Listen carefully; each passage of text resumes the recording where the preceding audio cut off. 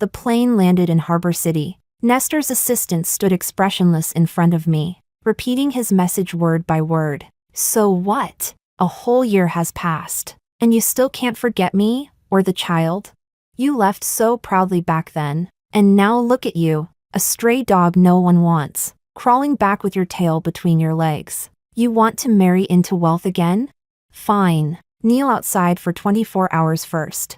As for whether Luna forgives you, that'll depend on your own ability. Nestor's mocking tone was delivered by the assistant, with mechanical precision, without the slightest trace of emotion. It gave the whole thing a strangely absurd humor. I couldn't help but let out a quiet, mirthless laugh. The trench coat I wore was loose enough to cover the new wedding ring on my finger. This time, returning to Harbor City was not to beg for forgiveness, but to marry someone else. Chapter 1. The moment the assistant's words fell, the flashlights exploded in front of me, so bright they nearly blinded me. Microphones thrust forward, one after another. Miss Amanda, rumors say that you once stabbed Nestor and Miss Luna. Is that true? How did you escape legal punishment?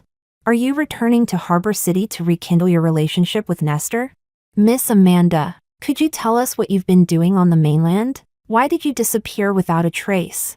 What's your opinion of Miss Luna now? Will you meet her?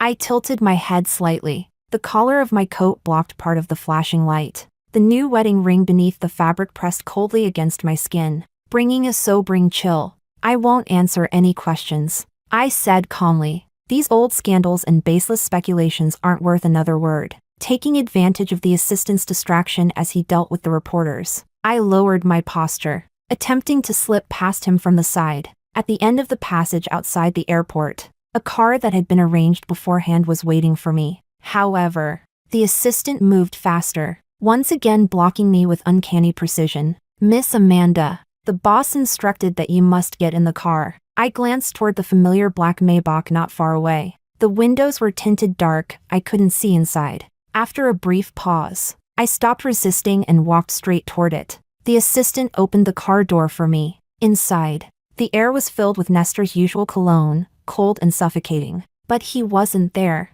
I let out a quiet breath of relief. Taking out my phone, I sent a message to the driver who was originally supposed to pick me up. Something came up. I'll head to Nestor's mansion first to pick up some old belongings. Please wait for me. Chapter 2. The car drove along the familiar winding mountain road, passed through the vast golf course, and finally stopped in front of that familiar mansion. Its exterior was still grand, yet an air of silence hung over it. The assistant got out and opened the door for me. The scene I had imagined did not appear. There were no bodyguards in black uniforms forcing me to kneel. After all, to appease Luna's anger, Nestor had once ordered his men to press me down on my knees in the courtyard. Now, the mansion was eerily quiet. Even the servants seemed fewer in number, giving the place a desolate, abandoned feel. I pushed open the heavy doors of the living room. Nestor sat on the central sofa, relaxed, as if he had been waiting for a while. He glanced at his watch, then fixed his gaze on me. From the moment you stepped through that door, not a single minute of kneeling. What's wrong? Do you want to relive what it felt like to be thrown out?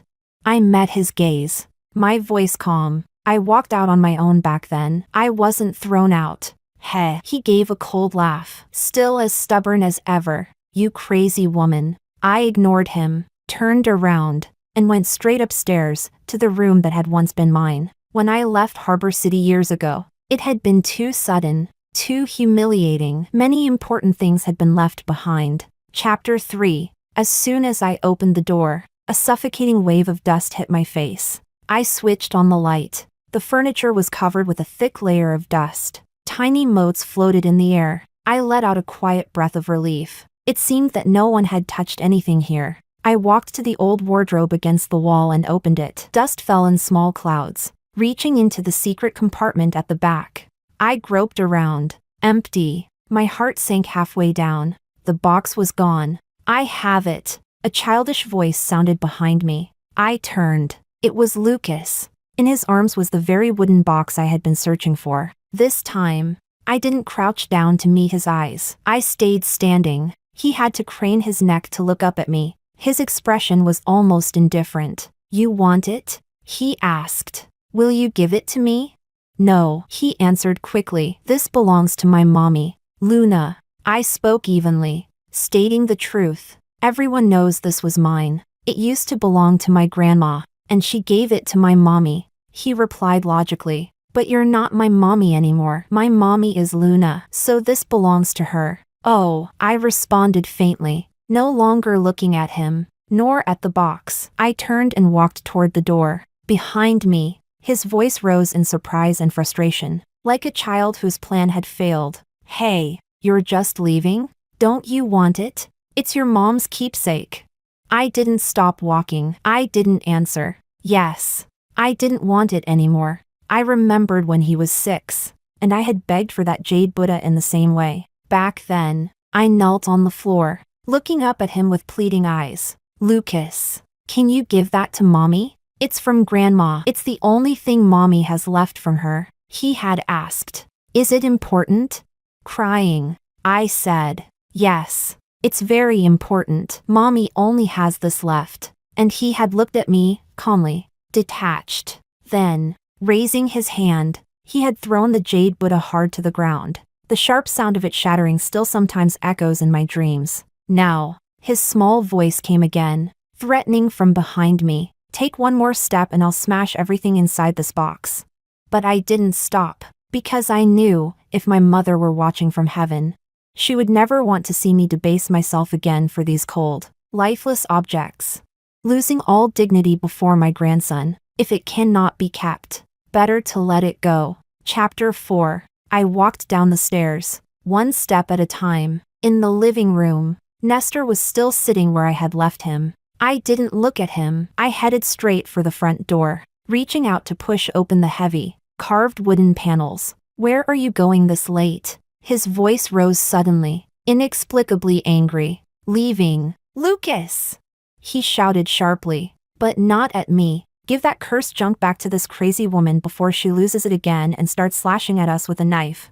Before his words were finished, a loud crash echoed from upstairs, the unmistakable sound of the box being smashed onto the floor. The sound struck my chest like a blunt blow. I froze for just a second. But my hands didn't stop pushing the door. It opened, and the cool night air poured in. Amanda! Nestor's furious voice chased after me. You think you can just come and go as you please? What do you take this house for, a hotel? You've been gone for a year, and now you're leaving again before even staying a full minute. Lucas corrected him calmly. A year, 8 months, and 21 days. A genius child, his sensitivity to numbers. He inherited from me. In truth, my purpose for coming back here was simple, to retrieve my mother's keepsake. If, at the entrance, there had indeed been guards forcing me to kneel, I would have turned around and walked away without hesitation. I would never have stepped foot inside this mansion, now that I was certain the item couldn't be recovered. There was no reason for me to stay even a second longer. But suddenly, hurried footsteps and a woman's voice sounded behind me, mixed with the servant's panicked pleas. Madam, slow down. Please be careful with your steps. Instinctively, I turned around. Luna was running toward me from the corridor on the side of the mansion. She looked different. The woman I remembered, pale, delicate, and pitifully soft, was gone. In her place stood a face buried under heavy makeup, thick foundation, bright red lipstick. Because of me. Back then, when I stabbed Nestor 7 times, nearly killing him, Luna had thrown herself between us and taken one blow. Unfortunately, that knife had slashed diagonally across her cheek. Half her face had been torn open. The sight had been horrifying, even with modern medical treatment. No surgery could completely erase the scar. That must be why she wore her makeup so thick now, to hide it. Chapter 5. Her eyes were filled with suspicion and scrutiny. Amanda, why did you come back to Harbor City? Are you still trying to cling to Nestor? Want to get back together with him? How pathetic can you be? I remained calm. I have no interest in being a homewrecker. Luna's expression shifted instantly. That sentence had clearly struck a nerve. I continued, my tone light. Don't worry, Nestor is a deeply devoted man, from beginning to end. He's only ever loved one person, you. I can testify to that. After all, No one knew better than I did how much Nestor adored Luna. Her expression softened slightly. A hint of pride even crossed her face. Of course, she said. After all, I'm his one true love. So what are you worried about then? If you're still afraid. The pathetic one here isn't me, it's you. With that, I turned and walked toward the car parked a short distance away. Don't you dare come back here again, she shouted behind me. Of course not, I replied without looking back. When I reached the car and began to open the door, a wrinkled, trembling hand suddenly reached out from the side and gripped it tightly. Madam, you've finally come back, a tearful voice said. I turned. It was Monica, the old maid who used to take care of me in this house. She looked much older now, her hair mostly white. She clutched my wrist tightly, tears streaming down her face. Madam, where have you been all this time? Please, take me with you. I'll work for you, serve you however you wish, to repay the kindness you showed me. If it weren't for the 2 million yuan you gave me, my daughter would have been dead by now. I tried to gently pull my hand free, my voice softening. Monica, I'm no longer the lady of this house. But she held onto the car door desperately, refusing to let go. I serve you. Madam, not this house. Please, take me with you. I looked at her tear-streaked face and hesitated for a moment. I'll be leaving Harbor City in a week, going to the mainland, and I won't be coming back. Are you sure you want to follow me? I'm sure, she said firmly. All right then, get ready. I'll come for you in a week. Chapter 6. My body sank into the mattress, a rare sense of comfort wrapping around me. But my phone screen kept lighting up, the notification chimes sounding again and again. It was the final wedding plan sent by the planning team, pages of files and images. I opened them and browsed carefully. Every detail had been decided according to my preferences. The plan was flawless, there was nothing to criticize. Just as I was reviewing the page confirming the floral arrangements, a new text arrived from an unfamiliar number. No greeting, no introduction, just a single PDF attachment. I hesitated for a moment, then downloaded it. It turned out to be a draft of a prenuptial agreement. I skimmed through it, and the content took me by surprise. The terms were extraordinarily generous to the woman. It promised vast real estate holdings, shares of stock, and even stated that in the event of divorce, the woman would receive a huge alimony and primary custody of the children. Yet at that moment, all I felt was a sense of strangeness and unease. Who sent this? The reply came almost instantly. Satisfied? Right then, I knew it was Nestor. Earlier that night, before bed, I had been scrolling through my phone. Harbor City's trending page was flooded with news about my return. I never cared much for the media, but this time, I watched with detached amusement, wondering what kind of new stories they would fabricate this round. And while scrolling, I noticed something surprising. Luna still hadn't married Nestor. When I left, their love had been so dramatic, so all-consuming. Everyone was certain that once I was gone, they'd marry immediately. Yet now, nearly 2 years had passed, and the wedding still hadn't happened. It wasn't so shocking, really. Nestor's parents would never allow an ordinary woman like Luna into the family. And Nestor himself, he never had the courage to break free from his family's shadow. So what did he mean by sending me this agreement? Was it just like before, when he had me bake the perfect cake, only to serve it to Luna? When he gifted her the business project I built with my own hands as her birthday surprise? Now what? He wanted me to review Luna's prenuptial contract for him?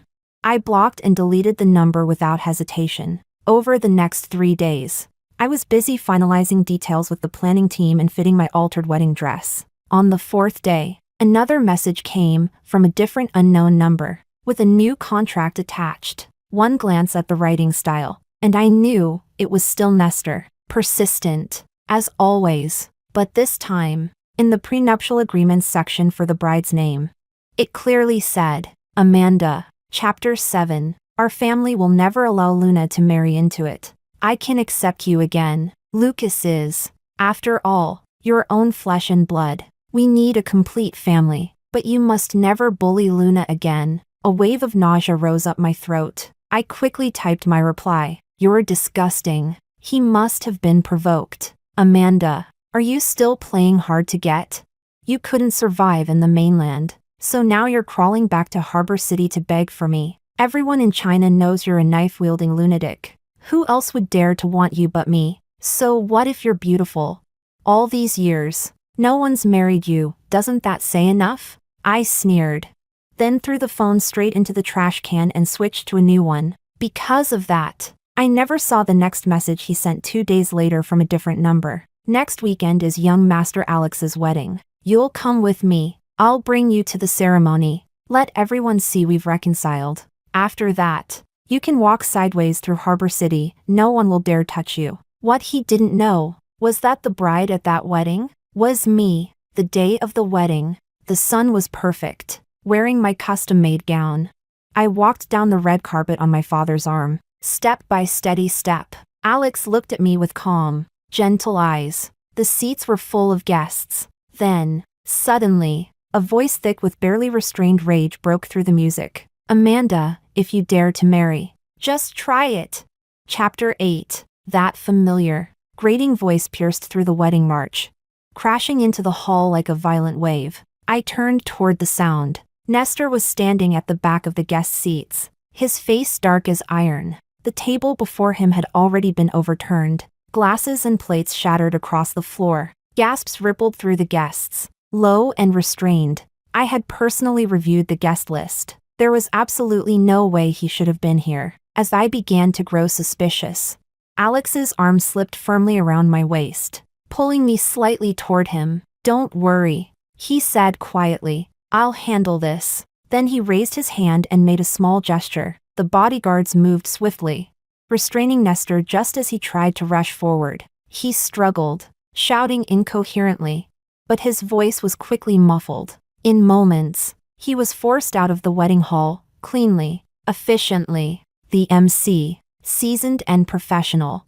soothed the crowd with an easy, composed tone. The music resumed right on cue, graceful and solemn, as if the commotion had been nothing more than a brief gust of wind. There and gone, the entire incident stirred no real emotion within me. I took a deep breath, tightened my hold on Alex's arm, and turned back toward the priest. The ceremony continued without a hitch. Rings were exchanged, vows were spoken, the kiss sealed the moment. The wedding ended perfectly. The next day, at Harbor City International Airport, a private jet was already waiting. In truth, both Alex's and my business interests were now firmly rooted in the mainland. Years ago, the Alex family had moved their corporate focus from Harbor City to the mainland, following national development trends and government initiatives. But their family held one enduring tradition. Every generation, when marrying, must return to Harbor City to hold a wedding ceremony. It was their way of honoring the ancestors, who had once built their legacy here and who now rested beneath its soil, to let them share in the family's joy. Last year, after Alex and I were officially married in City A, he kept talking about holding the supplementary ceremony in Harbor City. I had been too busy expanding my business on the mainland, and only recently did I finally find time to come back and fulfill this wish with him. When the plane landed at City A airport, there were no more reporters swarming the exit, only the family's vehicles quietly waiting. But online, the whispers had never truly died down. People began to unearth, piece by piece, the sordid story of Nestor and me. The headlines were sensational, tinged with nostalgia and regret. The feature was titled Old Dreams of Harbor City. Chapter 9. In truth, Nestor and I were joined by an arranged marriage. Back then, our two families stood side by side, equal in power and influence. People thought our union was the perfect match. We were of similar age, background, and social standing. I hadn't expected much from the marriage at first. After all, everyone in Harbor City knew Nestor as a spoiled playboy, a man of indulgence and vice, but his family name shone too brightly for me to refuse. It wasn't until after I married him that I realized he wasn't the shallow, hedonistic man the rumors painted him to be. On the contrary, he showed remarkable talent and determination in business. Sharp-minded, driven, ambitious, and in love, at least at the beginning. He appeared devoted. There was only me. From every angle, he seemed the ideal husband, the perfect candidate for an alliance. even conservative and traditional by nature. By contrast, I was the one who seemed careless about family. I was a workaholic through and through, pouring all my energy into the joint projects between our two families. Often working late into the night. Many times, he would sit under the warm light of the living room, waiting quietly for me to come home, even when I became pregnant with Lucas.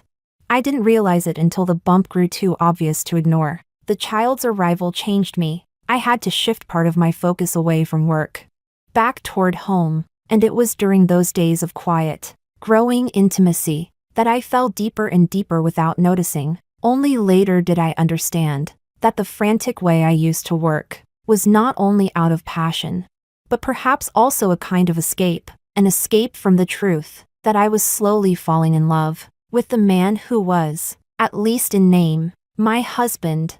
I was afraid of love, afraid that love would make me weak, that it would strip away my sense of self. But Nestor was too good to me. He remembered every little thing I mentioned in passing, what I liked to eat, what I had once wanted to try, and had the kitchen make it for me in different ways. When I stayed up late reviewing documents, he would quietly drape a blanket over my shoulders and bring me a cup of warm milk. When morning sickness made me miserable, he'd put aside important meetings just to stay home with me. After Lucas was born, he learned to change diapers and feed him himself. His care was like water seeping through stone, gentle, patient, constant, and little by little, I, who had always guarded myself so tightly in love, lowered my defenses, fell further and further in. I even started to believe, naively, that perhaps we really were each other's only one, that this marriage born of interests and alliances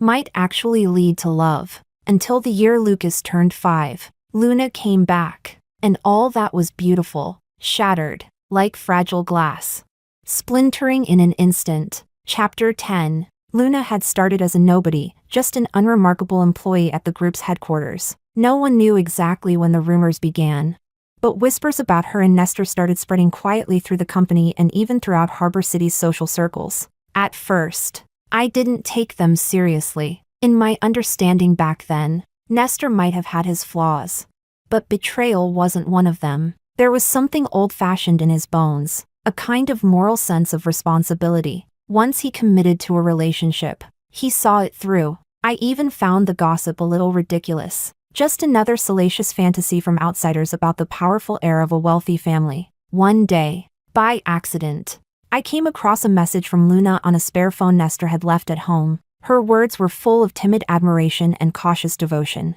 And instead of anger, I only felt pity. Young girls always think that clinging to a powerful man can catapult them to the top, never realizing that true confidence must be earned, not borrowed. I didn't even bother questioning Nestor about it.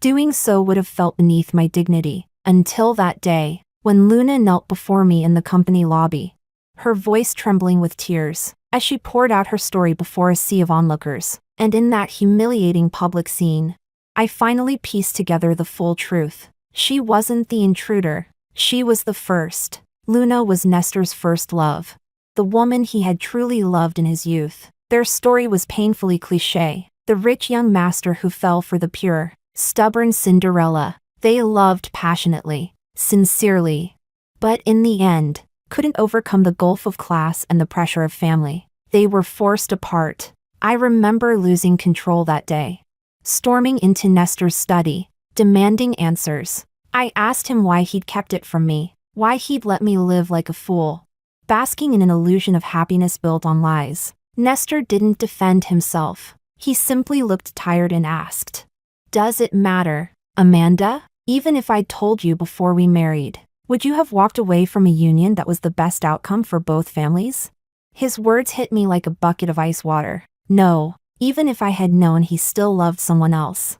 Under the circumstances then, I probably would have married him anyway. In our world of arranged marriages, each spouse having a past was nothing unusual. A love story that ended before it began, in a marriage built on alliances and appearances, seemed almost harmless. So in the end, the only one truly at fault was me. It was I who first broke the rules of our arranged marriage. It was I who, in the quiet repetition of everyday life, tragically handed over my heart. The deeper I fell, the more I lost control, the more I became someone I no longer recognized. Chapter 11. But I couldn't control myself. After learning the truth, every tender moment we'd once shared turned into a thorn. I became sensitive, suspicious, jealous. Every argument ended the same way, with Nestor sighing helplessly. Luna's emotions are unstable. If I push her away completely, she won't survive. Amanda, can't you try to understand? Even Lucas began to take Luna's side. I was strict with him, demanding discipline, structure, ambition, but Luna would secretly take him out of school for junk food. Let him play video games late into the night. In a child's simple world, the aunt who laughed and played was far more likable than the mother who always set rules. My husband, my son, their hearts both leaning toward another woman. That house became suffocating. The final straw came with my mother's sudden death. She died in a car accident. Before passing, she held my hand weakly and whispered, "Amanda, let it go. If you're unhappy, leave. All I want is for you to be happy." After handling her funeral, exhausted and hollow, I told Nestor I wanted a divorce. I thought it would bring relief for both of us, but he refused. His brows furrowed, his tone even carrying a trace of disbelief. "There's no need to go this far, Amanda. Just endure it a little longer and it'll pass." A divorce would hurt both families, and Lucas far too much. What finally detonated everything was Lucas right in front of me, deliberately smashing to pieces the only jade Buddha my mother had left me. He looked up at me, his small face wearing that same cold indifference as his father. "Mommy, Luna said it's a cursed thing." He said that we shouldn't keep it. In that instant, the last thread of restraint in my mind snapped completely. Nestor, 7 stabs. Luna, 1, holding the bloodstained knife. I looked at Nestor and asked, "Now, will you sign?" His hand trembled as he signed his name. After that, my father took me away from Harbor City that very night. We fled, took the first flight to the mainland, cutting all public ties with that place. From then on, the Harbor City socialite Amanda became the knife-wielding madwoman, vanished without a trace. Chapter 12. After leaving Harbor City, I threw myself entirely into my work on the mainland. Compared to Harbor City's market of just a few million people, this land, home to over 1 billion, held a level of consumer potential I had long overlooked. In recent years, more and more Hong Kong businessmen have been heading north. Many reach out to me, seeking advice, exploring cooperation, hoping to learn from my experience. That day, my secretary informed me that a company from Harbor City had scheduled a meeting. The firm wasn't large, but the background report revealed suspiciously strong financial power. I entered the conference room as usual. When I opened the door, the man standing by the floor-to-ceiling window turned around at the sound. I froze mid-step. It was Nestor. He looked tired, but his gaze was still sharp, cutting straight through the distance. Suppressing my brief surprise, I said calmly, "Sir, our company does not accept any business from your family or related entities." Nestor took 2 slow steps forward, his hands in his trouser pockets, posture dominant and confident. "Seems like you haven't read the news from Harbor City," he said. "I've already severed all ties with my family. This company is mine, personally. So, can we cooperate now?" He paused, tilting his head slightly. "Such explosive news, and you really haven't heard a word?" "I've seen it," I replied, tone flat. "But my stance hasn't changed. I refuse to work with anyone connected to your family, whether or not you still carry its name." Nestor laughed, cold, mocking. "Amanda, you've built such a big business. Aren't you afraid of damaging your reputation? Every Hong Kong investor that comes north still shows my family some courtesy. Aren't you afraid you'll cut off your own path acting like this?"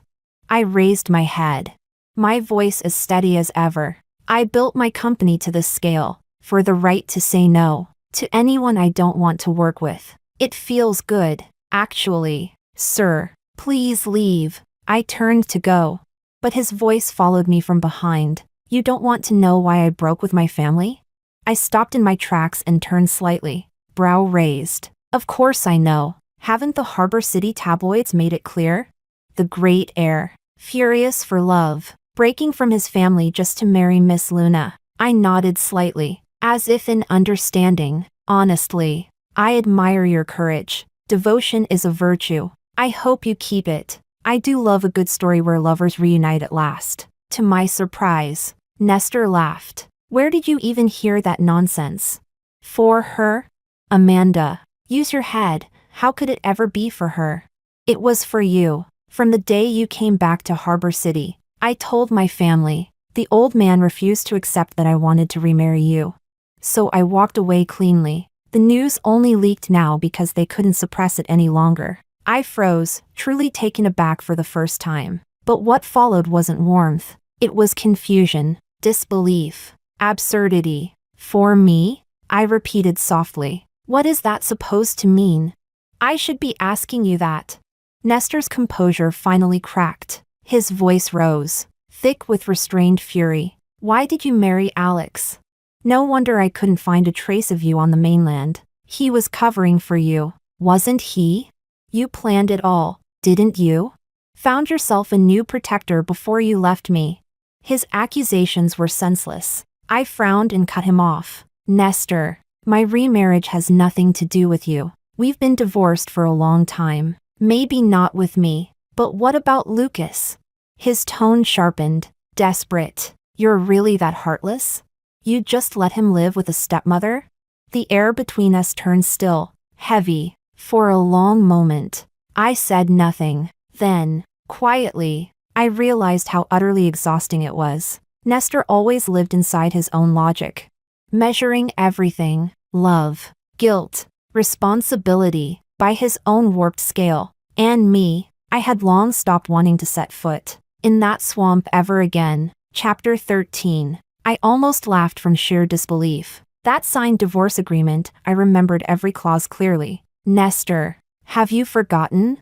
I stated it plainly. In the divorce papers, I gave up everything. My only condition was that Lucas would have nothing more to do with me. I relinquished custody and waived all financial responsibility. It's there in black and white, with your signature. It wasn't that I had never loved Lucas. He was my own flesh and blood. But hearts, too, are made of flesh. They can grow cold. And they can ache. Nestor opened his mouth, as if wanting to say something.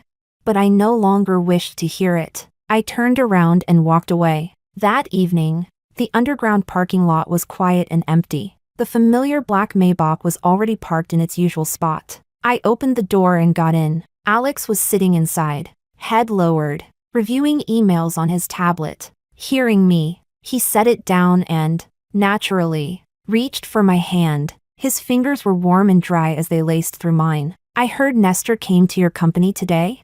His tone was casual, as if talking about the weather. Harbor City and City A are thousands of miles apart. He continued lightly. He sure moves fast for a man so well informed. I let out a small laugh and leaned back against the seat. Everyone in the company knows my history with his family. Without an appointment or someone's permission, he couldn't even get past the gate. So tell me, who gave him that access?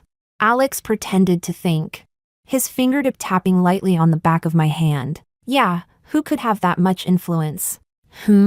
I turned toward him and reached out, gently patting his cheek, teasing him like a mischievous pet. Must have been the company's little guard dog not watching the door properly. Let someone slip through by accident. He let out a soft woof. His gaze carried that calm, sly look of someone caught red-handed yet unashamed. Of course, I had already figured it out. Back at the Harbor City wedding, I had personally reviewed every guest's name. No room for error. The only person capable of getting Nestor inside, right at the last moment, was Alex. And the only one who could have let him into my company today was also Alex. But he hadn't done it out of malice. It was his way of showing me, letting me see with my own eyes that the man I once knew was still trapped in his same twisted logic, unchanged, unrepentant. He wanted me to witness the contrast, to see how clear, peaceful, and solid my life was now. It was an extreme gesture, perhaps. But he did it to help me, and himself, seal that door to the past shut forever, and find peace of mind. I looked at him, noticing the faint trace of nervousness in his eyes. as if waiting for reassurance. Something in me softened. Leaning over, I wrapped my arms around him, resting my chin on his shoulder. Alex. My voice was soft, but steady. You don't have to do this. I don't have a single shred of feeling left for him now, and always. I tapped lightly on his chest, over his heart. You're the only one here. He froze slightly, then held me tighter, his voice muffled against my neck. Really? I still get scared sometimes. After all, I lost you once because I was just a step too late. I'm not going anywhere. I whispered. I'll spend the rest of my life proving that to you. He was quiet for a few seconds, then murmured a soft mem, holding me even closer. Let's go home, he said. Sophia's been missing us. At the mention of our daughter's soft, sweet little face, a smile tugged at my lips. All right, I said gently. Let's go home. Chapter 14. When the car entered the courtyard, Monica came out to greet us. Speaking softly, Sophia woke up once just now, drank her milk, and went back to sleep.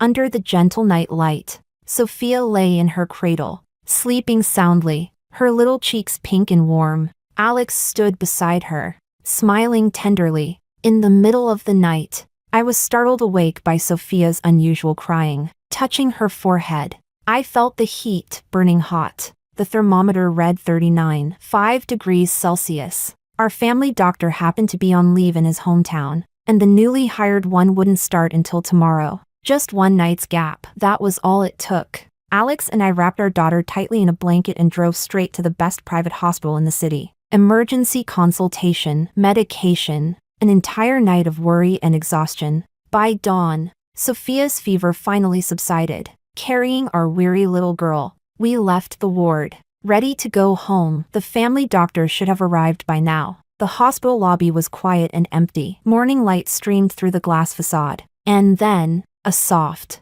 frail boy's voice reached my ears. Clear and heartbreaking. Dad, if I get sick and have a fever, will Mom come to see me? A pause, then a familiar male voice. Yes, when your mom gave birth to you, she almost died. You're the one she loves most. Even if she doesn't want me, she'd never abandon you. I stopped in my tracks, eyes lifting instinctively. Not far away, in the waiting area, Lucas sat beside Nestor. His face was unnaturally flushed, clearly feverish. At that moment, he turned his head and met my gaze. He froze. Then, before he could stop himself, he called out, Mom. Nestor turned at the sound, and then he saw me, and Sophia, just recovered, was full of energy again. She waved her little hands and chirped clearly. Mommy. Mommy. Hug. Nestor and Lucas's gazes both locked onto her, their faces identical in shock and disbelief. Lucas spoke first, his voice trembling. Mom, who is she? I corrected him calmly. Lucas, I haven't been your mother for a long time. Please, from now on, don't interfere with my life. Nestor's temper flared instantly, ignited by those words. Amanda, how can you talk to a child like that? And who is this child? Alex stepped forward, half a pace, shielding me. What's wrong? This is my and Amanda's daughter. Is there a problem? Lucas swayed slightly, his small body trembling. He bit his lip, holding back tears, eyes red but stubborn as he looked at me. Mom, you're lying. You said I was the one you loved most. You said you'd never have another child. You said no one would ever take your love away from me. Chapter 15. I looked into Lucas's red, tear-filled eyes. The accusation and sorrow in them were so vivid. And yet, they no longer stirred anything in me. That was the past. Now, I don't love you anymore. I love my daughter, Sophia. Lucas froze for a second, then burst into uncontrollable sobs. Sophia, startled, began crying too. I left quickly. Behind me came Nestor's low, furious growl, and Lucas's increasingly heart-wrenching cries. But I didn't stop, not once. I thought that miserable encounter would be the end, knowing Nestor's pride. After being rejected so bluntly, and seeing that I had a new family, he should have finally let go. I underestimated his obsession. A few days later, on my usual route to work, a black sedan suddenly accelerated and swerved hard, blocking my car. Nestor stepped out, agitated, his voice hoarse as he shouted through the window. Lucas's fever won't break. It's turned into acute pneumonia. He's in the emergency room now. Amanda, he's your son. Are you really not going to see him? I lowered the car window, my tone utterly flat. Every day, thousands of children fall ill in this world. Am I supposed to visit them all? He stared at me, desperately searching for even the faintest flicker of emotion on my face. There was none. Then, he dropped to his knees, abruptly, without warning. Even I was startled. What do I have to do? His voice trembled. For you to come back? After a long silence, I finally heard my own voice. You already knew how this would end, so why humiliate yourself like this? His head snapped up, eyes wild and feverish. Suddenly, he tore open his shirt, revealing the jagged, disfigured scars across his chest and abdomen. Amanda, you owe me a life. I almost died by your hand. You owe me that debt. I looked quietly at the scars for a long moment, then said calmly, Fine, find a time, bring a knife. You can stab me 7 times. I won't resist. After that, we're even. Every debt between us wiped clean. Nestor froze, as if he hadn't understood. Then his shoulders began to shake violently. He laughed, a broken, hollow laugh. Ha ha ha. Amanda, your heart. It's so cruel. God, I'm pathetic. Just then, another car screeched to a halt beside us. Luna rushed out, seeing Nestor kneeling on the ground. She screamed and threw herself toward him, trying to pull him up. Nestor, get up. Why are you kneeling to her? You don't owe her anything. Have some dignity. But she couldn't move him. She suddenly turned, glaring at me, shouting hysterically, Amanda, you bitch. You're married, and you still haunt him. You deserve to die. At that moment, Monica, who had been following in the car behind mine, stormed forward and pointed at Luna's face, yelling, You've got a lot of nerve to talk. You shameless tramp. When Madam left, Sir kicked you out immediately. You were the one begging on your knees outside the mansion, bribing the servants to call you Mrs. Pa. Sir never even touched you. What kind of wife are you supposed to be? Disgraceful little whore. The murmurs around us grew louder. Several bystanders took out their phones and started recording. I no longer looked at Nestor kneeling on the ground, nor at Luna's screaming face, nor at the gathering crowd. I turned and got into my car, driving away. As expected, the tabloids in both Harbor City and City A were soon flooded with headlines about me, Nestor, and Luna. A few days later, news broke that Nestor had left City A with Lucas and returned to Harbor City. I finally exhaled, thinking life could return to normal. But only 2 weeks later, one afternoon, while I was in my study handling some documents, Monica burst through the door, panicked. Madam, it's terrible. Miss Sophia is gone. The nanny, Ah Fong, was found unconscious in the back garden, and this was on the ground.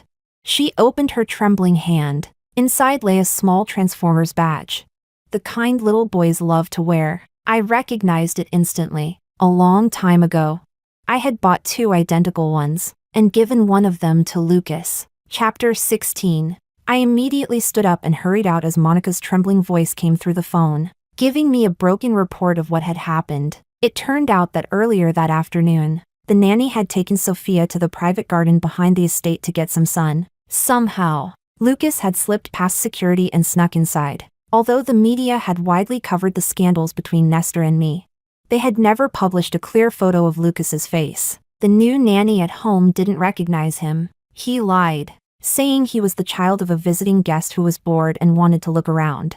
Then, while the nanny was distracted, he suddenly grabbed Sophia and pressed a utility knife against her delicate neck. By the time I arrived at the garden, the situation was under control, but the air was thick with tension. Lucas was surrounded by several bodyguards at a distance, holding Sophia tightly in his arms. The blade of the knife was pressed against her throat. When he saw me, tears immediately welled up in his eyes. His gaze was filled with hatred and despair. "Mom," he screamed, "is this the only way you'll come to see me?" I forced myself to stay calm, keeping my voice steady. "Lucas, let your sister go first. If you have something to say, we can talk it through slowly. Mom will make time to be with you. I promise." "You're lying. You always lie." He shook his head violently, tightening his arms. Sophia whimpered, uncomfortable. "You don't want me anymore because of her. If she's gone, then I'll be your only child again. Then you'll come back to me." His wrist twitched, the tip of the blade inched closer. My heart stopped at that life and death moment.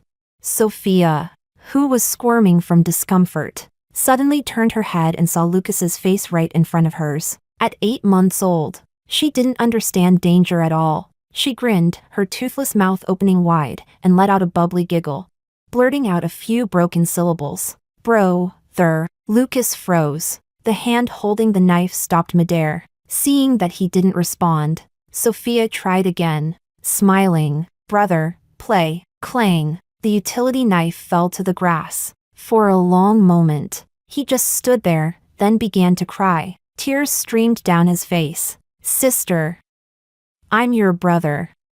We share the same blood." The bodyguard seized the moment and gently pried Sophia from his arms. As he was being taken away, Lucas turned his head and shouted to the bewildered baby, "Sister, forget your brother. Don't remember me." When he passed by me, he lifted his tear-streaked face, sobbing, "Mom, I didn't mean the things I said before. I was just angry. I just wanted you to look at me. You've been gone for so long, you never thought of me once." I was mad. He reached into his pocket and pulled something out. Holding it in his trembling palm, it was the jade Buddha he had once smashed in anger. Now it had been carefully repaired with gold foil, its cracks faintly glimmering under the light. "I kept it for you all this time. I'm sorry. I didn't take the jade Buddha. I didn't even glance at it." My eyes stayed locked on Sophia, who was being checked over in the nanny's arms. I walked straight toward my daughter. Behind me, his cries broke into desperate screams. "Mom, you have to come see me. You promised, you have to see me." From beginning to end, I never looked back. Chapter 17. Subsequent investigations confirmed that Nestor had nothing to do with the incident. When he found out, he was as shocked as everyone else. We immediately upgraded every aspect of our home's security system. After that, Nestor and Lucas seemed to vanish from the face of the earth. For the next 2 years, neither of them appeared in my life again. Later, I heard that Alex's business empire had expanded to Harbor City, while the Nestor family enterprise declined rapidly, collapsing under its own weight. Eventually, Nestor took his son abroad. As for Luna, he gave her a large sum of money to cut all ties. Rumor had it she, too, left the country and was never heard from again. On the day Nestor departed, he published a long post on social media. It was said to be a confession of his past mistakes, an apology filled with remorse and reflection. The tone was so sincere that it drew sympathy from many readers. I swiped my finger across the screen, closed the notification, and didn't open it. The evening sunlight poured through the floor-to-ceiling windows, filling the living room with golden warmth. 2-year-old Sophia toddled over in her frilly dress, hugging a picture book in her tiny arms. She stopped in front of Alex, who was sitting on the sofa reviewing documents, and called out in her soft baby voice, "Daddy, read." Alex immediately set aside his papers, smiling gently as he lifted her onto his lap. He opened the book and began reading aloud, his voice low, patient, and warm. I walked over to them. Sophia saw me and reached out both arms. "Mommy, hug." I leaned down and wrapped them both in my arms, father and daughter together. Outside, the city lights began to glow. Inside, peace and warmth embraced the room. All the storms of the past had faded into silence. Now, there was only happiness. Epilogue. Actually, Alex and I had met long before, back when I still lived in Harbor City. It was a year before my marriage to Nestor, at a prestigious business forum hosted by Harbor City's top university. Alex was one of the keynote speakers. a young mainland entrepreneur invited to share his insights. During the networking session afterward, we spoke briefly. My impression of him then was one of calm restraint, so different from the sharp-edged arrogance of the city's wealthy heirs. I remember the last thing he said to me: "Miss Amanda, your perspective is remarkable. I hope we'll have the chance to speak again someday." Later, I learned that after that forum, he had actually approached my father through an intermediary, expressing a wish to get to know me better. But by then, the Nestor family's marriage proposal had already been placed on the table. Forceful, swift, and impossible to ignore. Among Harbor City's elite, alliances between powerful families operated like interlocking gears, precise, strategic, and merciless toward individual will. Whatever faint connection Alex and I might have had was quickly swallowed by the tidal wave of arranged politics and profit. Looking back now, perhaps it was that one step too late, that single missed moment, that cost him the chance to formally pursue me. At the time, his career was rooted in the mainland. To marry someone from Harbor City, he would have needed time to build relationships and alliances. But in Harbor City's high society, where marriages were transactions of power, there was no time for love to grow. After I married Nestor, all contact with Alex was lost. I only ever saw his name again in passing, in financial reports, where his group was said to be expanding steadily across the mainland, until the day I fled Harbor City, scarred, disgraced, branded as a madwoman. In those days of confusion and despair, when I was on the verge of giving up completely, he somehow found me. I still don't know how. His help was measured and professional, never overstepping, never condescending, but always protecting the fragile remnants of my dignity. Through the long years that followed, of rebuilding, recovering, and learning to breathe again, he was always there, steady, silent, reliable, like a mountain that would never move. He never once mentioned the past, never brought up the chance we missed. He simply offered his hand, at just the right time, in just the right way. It was he who made me believe that even after leaving that suffocating world behind, I could still live on my own terms, and live better. Love came quietly, growing from the days and nights of working side by side, and from his unspoken care that wrapped around me like light. The night of a project celebration banquet, he finally asked, in that same calm, restrained voice, "Amanda, for the rest of your life, do I have the right to walk with you?" And for once, there was no hesitation in my heart. It was a peace born not of passion, but of having weathered every storm, and finally finding home. And fortunately, this time, I chose right.